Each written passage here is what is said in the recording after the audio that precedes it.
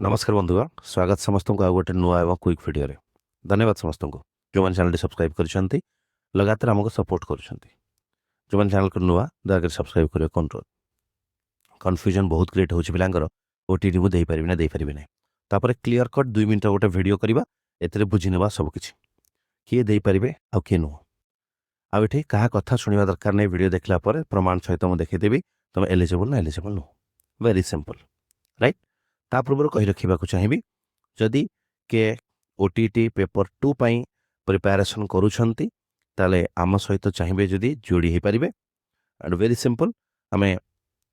study material पूरा syllabus old questions important और selective material pedagogy material specially Andhra बीडी पिला जो मैंने कि ओडिया सहित कनेक्टेड नहांती किसी ऑनलाइन किसी रेकॉर्डेड क्लासेस दरकार पड़े किसी लाइव क्लासेस हम साइंस आर्ट्स उभय आम फीस रखी 300 कमेकी बर्तमान कर दिखाई 200 बट मन रही जो मैंने फिजिकली चैलेंज अच्छा फिजिकली हैंडिक्राफ्ट जो मैंने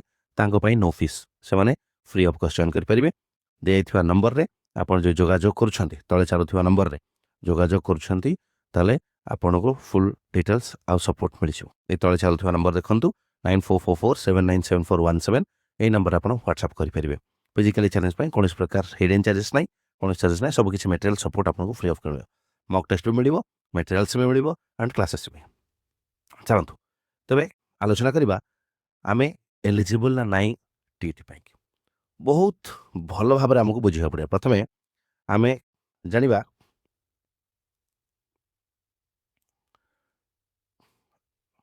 ये देखो प्रथम आपको कहीदे ये इश्यूटा 2000 केवेठू चलुची 2022 मसीह पाखापाखि चलुची केवेठू 2022 मसीह आमर जितेबले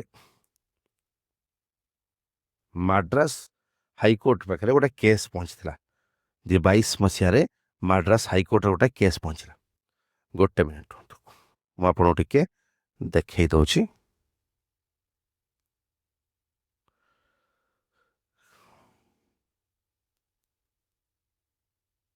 हाँ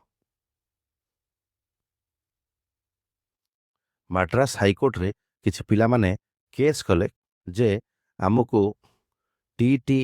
एग्जाम दबार मौका मिलूना पिला माने गोटे केस कले का विरुद्ध ना तांकर स्टेट जो बॉडी अच्छी जे टीटी एग्जाम कंडक्ट करुची स्टेट बॉडी आउ तार जे अच्छी एनसीटी जे आम एग्जाम कंडक्ट करुची ता विरुद्ध गोटे केस कले जे आमको एनसीटी रो गाइडलाइन देखा जाऊ कहीं आम एग्जाम दे पारिबोनी आउ सेटा भी पब्लिश होता कौन ना द न्यू इंडिया एक्सप्रेस रे पब्लिश होता ना इंडियन एक्सप्रेस पेपर रे बोधे पब्लिश होता गोटे मिनट मुझे आपको सामने ये पेपरटा देखा पेपरटा आप देखिपारे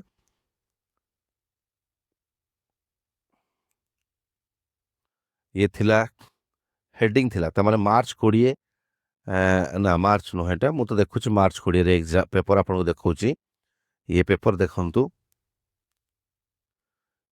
इट आसला heading no need to be in final year to give TT Madras high court okay एटा 2022 रो तमिलनाडु जो टीटी एग्जाम होउथिला ताकू ही बेस करिके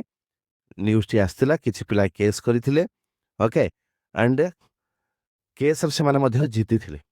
ओके कारण हाईकोर्ट ऑर्डर देथिला सेमिति किछि निर्दिष्ट नियम नहीं कि तुम फाइनल ईयर रहिबा दरकार टीटी पाई आ ता पर national teacher education national council for teacher education जो एनसीटी अच्छी सी मत अगस्त 4 2022 रे ओके गोटे क्लारिफिकेशन देइथिला गोटे गाइडलाइन भी देइथिला ए टीटी एग्जाम रिलेटेड जेतेबेले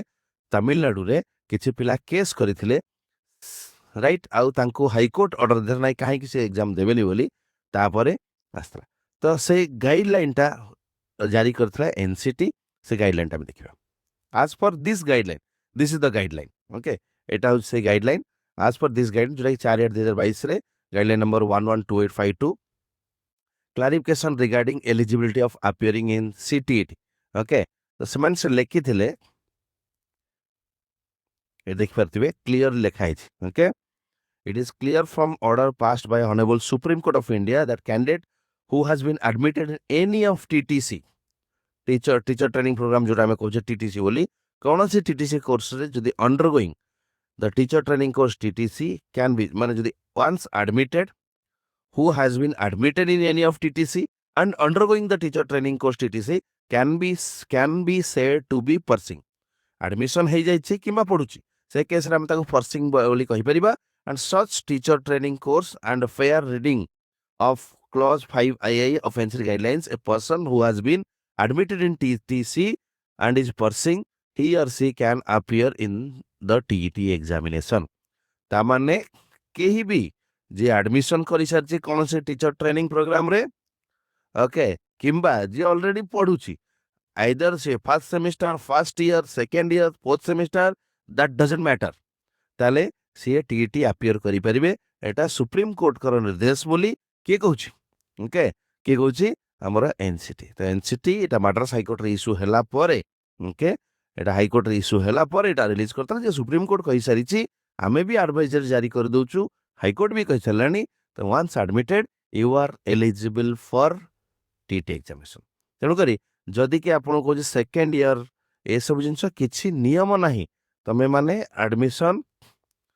नेइछ माने तमे टीटी एग्जाम दे परिबो बट तमे नेइछ बोली प्रूफ कोन तमे तमरो कॉलेज ठू निज एजेंट माध्यम रे गोटे कंटिन्यूइंग सर्टिफिकेट आनिबो कंटिन्यूएशन सर्टिफिकेट आसीबो जे मु वर्तमान तमरी कॉलेज रे पढुछि बोली से कंटिन्यू सर्टिफिकेट आने पड़ो राइट तो किछि मतलब नाही तमे सेकेंड ईयर अछि फर्स्ट ईयर अछि बोली समस्त का कथा सुन नाही आखी बुझी कि तमने अप्लाई करि परिबो जे एडमिशन हेई सारिछि तमे तो फर्स्ट सेमिस्टर देई सारथिया पिला मते मेसेज करछो मते कॉल करछो डाउट अछि बोली आ तमे एडमिशन सरले तमे देई परिबो TT so don't listen to anyone very simple तमने eligible start preparing thank you so much